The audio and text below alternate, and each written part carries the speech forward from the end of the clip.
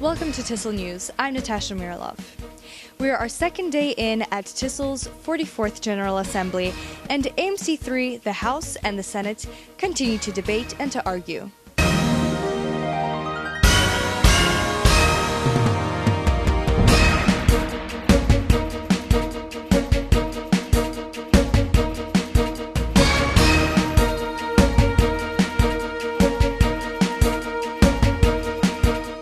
Last year, alcohol misconduct was an issue, and this year, one senator is trying to amend the current legal code.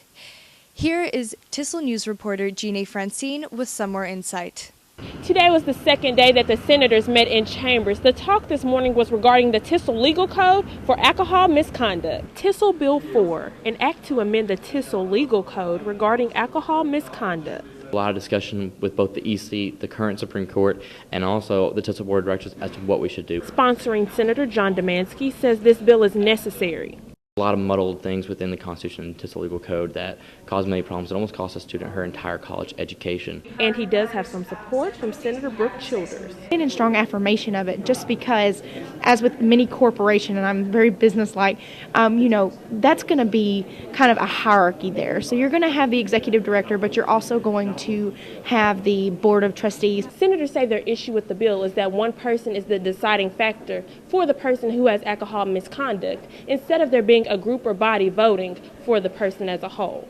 American system of justice, the common law system of justice, is based on very strong principles of due process, which say that a single person should not have that sort of authority. Senator Domanski says he has talked to senators that don't support his bill, and they now have an understanding. We have discussed it out, me and Senator Choate, who, as you know, proposed the amendment, and we have come to a conclusion of a way to be able to fix it, which will be proposed at the next Senate meeting. Reporting for TISL News, I'm Jeanne Francine. At the House.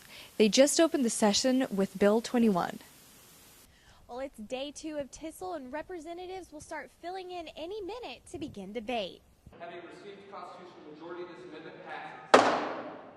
The delegates in the House of Representatives didn't hold anything back this morning when they immediately launched into a series of debates. Bill 21, which calls for an increase in minimum wage, caused much debate among the delegates. Benton Beasley, an MTSU representative, spoke against the bill. By implementing this program essentially again and again and again, we're in fact hurting ourselves more and more. Benton did research to back up his argument. By raising this, we don't actually even reach the poverty line for household either. So one, the current minimum wage is actually above the poverty line for an individual, and two, if we raise this, we're still below the poverty line for a household. Thus, it truly accomplishes nothing at all. The bill did not pass, and discussion will continue later today. The House will reconvene after lunch to continue discussion on the bill. Now let's go to TISL News reporter Elizabeth Jankovic, who will take you behind the scenes of AMC3. Now to you, Elizabeth. Thanks, Natasha. Much debating has occurred today, as it is the second day of the AMC3 competition. The lawyers have spent countless hours preparing their briefs and writing their arguments. While each team is arguing the same thing, they each bring something different to the courtroom. Elizabeth Jankovic here with the coach from Team 168. So as a coach, what is your job to do for the AMC3 teams? Well, I've taught them a lot of what we do is stuff that you learn in law school, so I've had to teach them what you don't learn in undergrad. So we started out from the very basics, how to write a brief, and then we wrote our brief, and then how to have a good oral argument. But we must remember that AMC could not exist without the hard work of our justices, the clerks, the marshal, and the court advisor. So, Caleb, can you give me a brief overview of what the jobs are for the justices? Sure. So the Chief Justice is presiding, of course, over the court. He is the individual who formulates all the paperwork and keeps the communication flowing well between the court with any lawsuit cases or any competition rounds that need to be discussed at that time. He's the one who instigates all the conference calls throughout the year and kind of keeps things running with the clerk and marshal, myself, and our Attorney General, as well as our court advisor, which is Mr. Tommy Goring. Okay, and do you have any additional information over their clerks themselves? Sure. So every year, the Chief Justice and the court appoint a clerk and marshal about the December month, and then in January we begin working diligently on creating new formations and rules and laws and procedures, new packets of information to be handed out at all the workshops coming up. Also, we have 9 appointed position assistant clerk roles, 2 of which are deputy clerks, and 1 is a lawsuit clerk who oversees all of our lawsuit cases that we have. So we've actually expanded. In previous years, we've only been able to have 3 to 4 assistant clerks. Now we've expanded that to 9. So we're very pleased with where we are right now. That's awesome. And another great thing about AMC3 is you guys have a juror panel that's an outside panel. How do you guys go about selecting these people?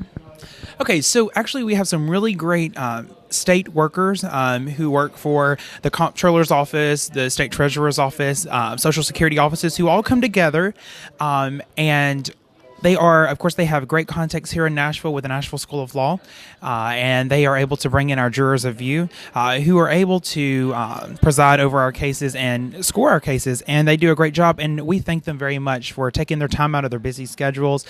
We have about 3 juror reviews for every session that we have, so we're really glad for that. Tune in for the nightly newscast for more information about AMC3. For TISL News, I'm Elizabeth Jankovic. Back to you, Natasha.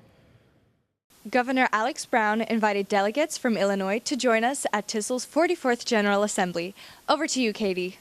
The success of TISL has attracted the attention of other model governments.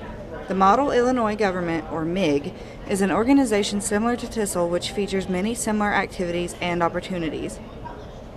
MIG's delegates traveled to Nashville to observe the 44th General Assembly. We spoke to MIG delegate James Heller about how TISL will influence MIG. Brendan Chase Little and myself are authors of a constitutional amendment for Model Illinois Government that introduces a Supreme Court into our organization. One of the main reasons we came down here was to educate ourselves on how TISL runs their Supreme Court and to see the progress that your Supreme Court has made in integrating itself into the overall legislative session. For TISL Media, I'm Katie Jones. And that concludes this morning's news. I'm Natasha Mirilov for TISL News.